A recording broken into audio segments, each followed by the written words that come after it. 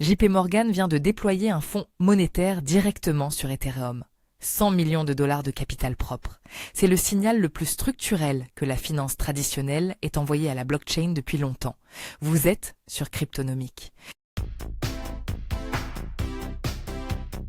Le produit s'appelle MONI, My On-Chain Net Yield Fund, un fonds monétaire classique, des titres de dette à court terme jugés sûrs, mais qui tourne sur Ethereum. C'est la filiale Kinexys Digital Assets, qui gère l'interface entre le système bancaire et la couche blockchain.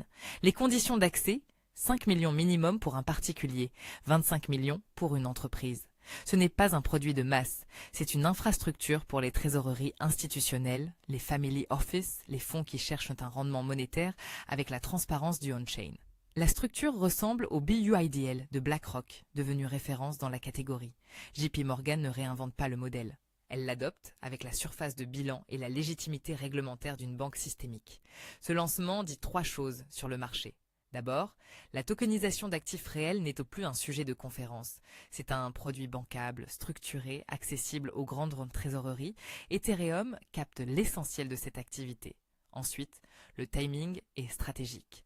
Le Sénat américain s'apprête à examiner le Clarity Act, le texte législatif sur les stablecoins et la DeFi.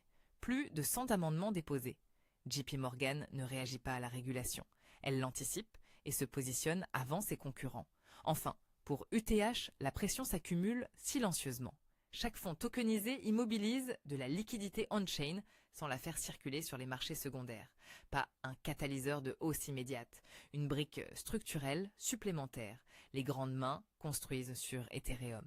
Tranquillement, hors des radars du retail. Abonnez-vous à Cryptonomics pour suivre ces dynamiques.